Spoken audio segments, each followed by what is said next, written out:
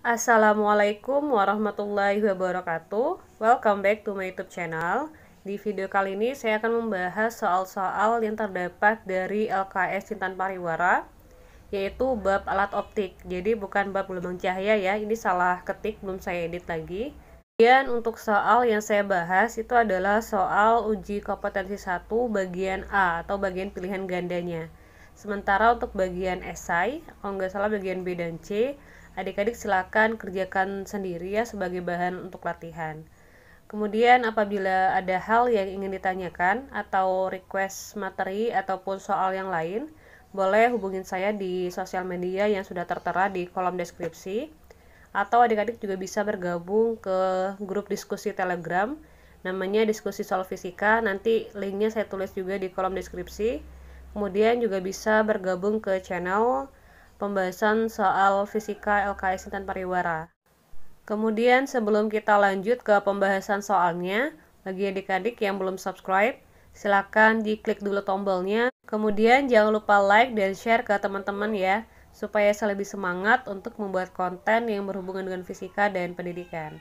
Terima kasih. Oke, langsung kita mulai aja dari soal yang pertama. Arto melihat gerobak penjual es buah di belakang sepeda motornya melalui kaca spion. Bayangan yang dilihat Arto bersifat. Sebelum kita menentukan bagaimana bayangan yang terbentuk ya, sifatnya maksudnya, kita harus menentukan terlebih dahulu cermin apa yang digunakan oleh motornya si Arto. Apakah dia termasuk cermin datar, cermin cekung, atau malah cermin cembung. Perlu diketahui bahwasanya kaca spion itu dia menggunakan cermin cembung. Nah, di mana ketika suatu benda diletakkan di depan cermin cembung, maka bayangan yang terbentuk itu dia selalu maya, tegak, dan diperkecil.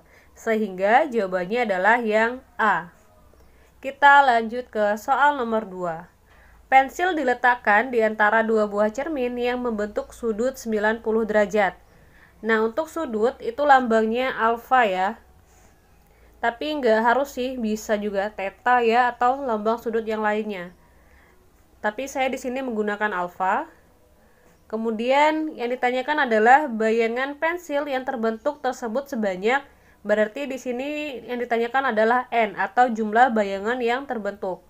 Langsung kita bahas saja. Di sini kita menggunakan persamaan n sama dengan 360 derajat dibagi alfa dikurang 1. Lalu kita masukin aja ya nilai alfanya, yaitu sebesar 60 derajat. Selanjutnya 360 kita bagi dengan 60, dapatnya adalah 6. Kemudian 6 kita kurangkan dengan 1, dapatnya 5. Berarti jawabannya adalah yang C. Benda diletakkan di antara titik fokus dan titik pusat kelengkungan lensa cembung. Bayangan yang terbentuk bersifat. Nah, untuk menyelesaikan soal ini, kita harus menggambarkan pembentukan bayangannya. Nah, ini adalah gambarnya ya. Dan yang panah ini merupakan bendanya. Kemudian kita harus menggunakan 2 sinar istimewa dari 3 sinar istimewa yang ada. Jadi bagi yang belum tahu apa aja sinar istimewa, silakan nanti browsing ya di internet apa aja sinar-sinar istimewanya.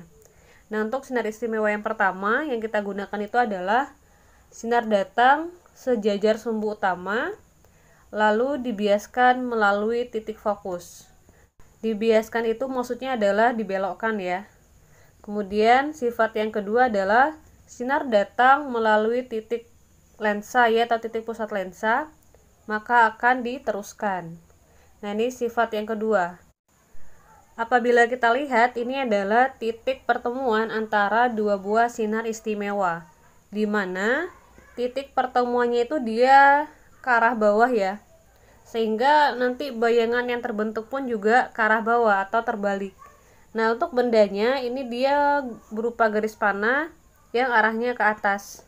Nah, sehingga untuk bayangannya karena dia di bawah ini ya, jadi dia terbalik bentuknya ke bawah, arah panahnya ke bawah seperti itu.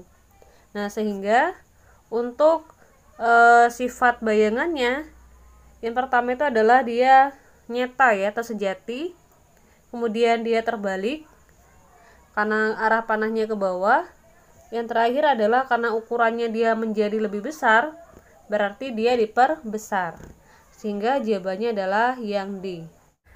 Oke, kita lanjut ke soal nomor 4. Cermin pengawas jalan memiliki jari-jari kelengkungan sebesar 150 cm. Diletakkan di tepi persimpangan jalan. Berarti ini adalah R ya, yaitu jari-jari kelengkungan cermin. Kemudian mobil melaju dari arah lain dengan jarak 3 meter dari cermin. Nah, di sini ya 3 meter ini adalah S. Jadi S itu adalah jarak dari benda ke cerminnya. Jadi benda yang maksud di sini itu adalah mobil ya. Kemudian yang ditanyakan adalah letak bayangan mobil sejauh. Letak bayangan itu adalah S-aksen atau jarak bayangan. Nah, di sini untuk menghitung S-aksen kita menggunakan persamaan 1/F sama dengan 1/S ditambah 1/S aksen. Untuk menghitung 1/S aksen, 1/S-nya kita pindah ruaskan sehingga dia menjadi negatif 1/S. Nah, jadi persamaannya menjadi seperti ini. Kemudian, karena di sini kita belum punya F, kita hanya punya R dan S, sehingga kita harus menghitung dulu berapa F-nya. Untuk menghitung nilai F, kita menggunakan persamaan setengah dikali R. Kemudian, tinggal kita masukin nilai R-nya. Nah, di sini kan negatif ya. Kenapa negatif? Karena dia cermin cembung. Kemudian langsung aja kita bagi. Dapatnya minus 75 cm. Nah, angka ini kita masukin ke nilai F-nya. Sehingga diperoleh ya, 1/S aksennya adalah negatif 1/75 dikurang dengan 1/300. Nah, di sini kan dia cm ya, sementara kan ini meter. Kenapa diubah? Karena di optionnya itu jawabannya cm, dan biasanya untuk soal-soal mengenai alat optik ya, untuk menghitung jarak itu biasanya kita menggunakan satuan dalam cm, sehingga yang 3 meternya kita ubah ke cm. Caranya dengan dikalikan 100, berarti 3 dikali 100 adalah 300, seperti itu. Oke, kita lanjut. Di sini kita menggunakan penyebut yang 300 ya. Kemudian 300-nya kita bagikan 75, dapatnya 4.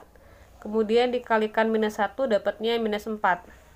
Selanjutnya ini 300 bagi 300 berarti 1. Kemudian dikalikan minus 1, dapatnya juga minus 1. Kemudian min 4 dikurang 1, dapatnya minus 5. Kemudian untuk menghitung S aksen ya, ini tinggal kita ubah aja posisinya. Yang di bawah menjadi di atas, yang atas menjadi di bawah. Jadinya gini. S aksen per 1 sama dengan 300 dibagi minus 5. Ya, berarti 30 dibagi 5 kan 6. Negatif 6 maksudnya, 6. Kemudian ini ada 01, karena ada tanda negatif, dapatnya berarti negatif 60 cm. Semoga paham ya. Kita lanjut ke soal nomor 5. Benda berada di depan cermin cekung yang berjari-jari 40 cm. Berarti ini R. Dengan jarak fokus cermin 20 cm. Jarak fokus berarti F. Cermin tersebut akan menghasilkan perbesaran bayangan. Nah, untuk perbesaran bayangan itu dilambangkan dengan M kapital. Apabila benda diletakkan pada jarak, yang ditanyakan adalah jarak benda ya. Kalau jarak benda lambangnya S.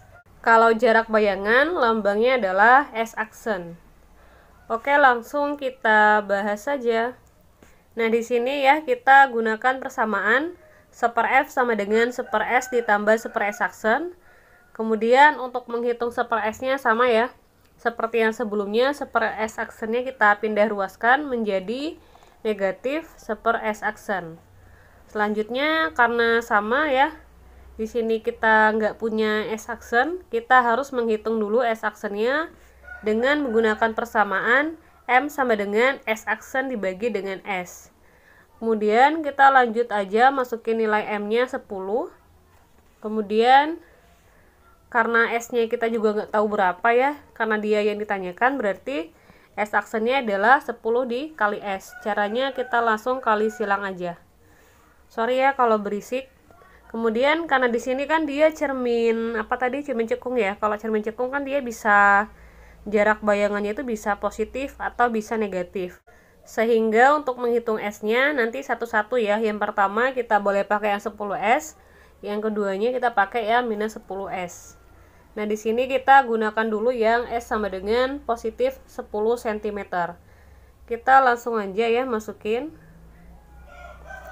Sorry ini nggak kelihatan. Harusnya dia seper S ya, sama dengan seper F dikurang seper S aksen.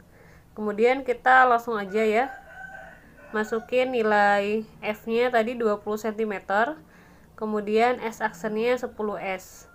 Kemudian yang ada sama-sama S kita satukan, berarti ini pindah ruas ke kiri, jadinya positif seper 10S. Kemudian seper 20 nya dibiarin di ruas kanan. Selanjutnya kita samakan penyebutnya dengan dikali ya, berarti 10S dikali S adalah 10S kuadrat.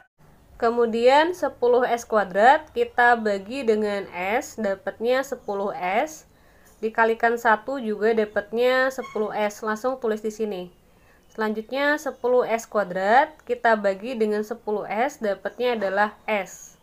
Lalu dikalikan dengan 1 dapatnya juga S. Kemudian nah kita jumlahin ya, 10S ditambah S berarti 11S. Kemudian dibagi dengan 10S kuadrat sama dengan seper 20. Lalu kita bagi S dengan S nya, dengan S kuadrat maksudnya. Ini dibagi S nya, sehingga yang S kuadrat ini tinggal S aja. Lalu kita kali silang. Kita bagi dulu boleh ya, 10 dengan 20 kita bagi. Berarti dapatnya S nya enggak ya, 10 sama 20 kita bagi, dapatnya 2. Lalu kita kali silang. 1 kita kalikan dengan S, dapatnya S. 11 kita kalikan dengan 2, dapatnya 22. Nah, di sini jawabannya adalah 22 cm. Ternyata di sini ada ya jawabannya, berarti yang B. Tapi saya juga akan menjelaskan kalau gimana kalau dia pakai yang S-nya negatif 10 cm. Dengan cara yang sama ya, kita masukin aja S aksennya minus 10S. Lalu kita pindah ruaskan sebelah kiri. Nah, di sini kenapa negatif? Karena kan dia negatif dikali negatif positif, ya enggak? Ini jadi positif, pindah ruas ke sebelah kiri jadi negatif. Kemudian dengan cara yang sama tadi ya, kita ubah satuannya menjadi 10S kuadrat. Hanya saja di sini tandanya dikurang. Berarti langsung aja 10S dikurang S berarti 9S. Dibagi 10S kuadrat sama dengan seper 20. Kemudian cara yang sama ya, ini kita bagi juga S-nya. Lalu tinggal kita bagi lagi nih 10 sama 20-nya. Tinggal di sini 2. Kemudian 1 dikali S dapatnya S, 9 dikali 2 dapatnya 18 cm. Yang 18 itu enggak ada jawabannya, berarti jawabannya adalah yang B. Kita lanjut ke soal nomor 6. Mana ya? Dua buah cermin datar saling dihadapkan membentuk sudut 30 derajat. Kemudian sebuah benda diletakkan di tengah-tengah kedua cermin tersebut.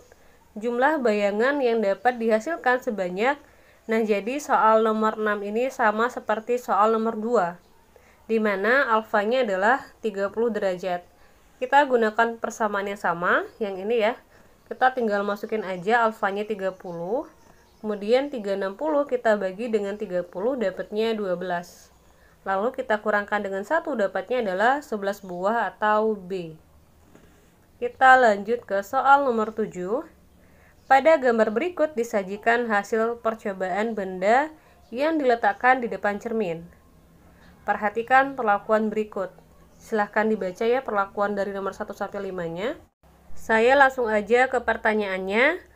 Perlakuan yang sesuai untuk menghasilkan percobaan seperti pada gambar tersebut adalah, apabila kita lihat di gambar ini ya, di gambar ini dia terdiri dari layar, kemudian ada lilin yang sebagai benda ya, kemudian juga ada cermin. Nah, di sini kita nggak tahu apakah dia termasuk cermin datar, cermin cekung, atau cermin cembung. Jadi cermin secara umum. Nah, kemudian yang kita perhatikan adalah layarnya. Di layar itu tidak terdapat bayangan. Artinya apa? Artinya bayangan yang terbentuk oleh benda itu tidak dapat ditangkap oleh layar. Ketika hal tersebut terjadi, maka bayangan yang terbentuk itu adalah bayangan yang bersifat maya. Terdapat beberapa hal yang bisa dilakukan untuk membentuk bayangan yang bersifat maya.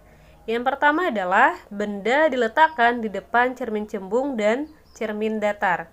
Berarti yang benar adalah urutan yang pertama dan yang ketiga. Kemudian langkah yang kedua adalah benda tersebut bisa diletakkan di antara fokus dan pusat cermin cekung.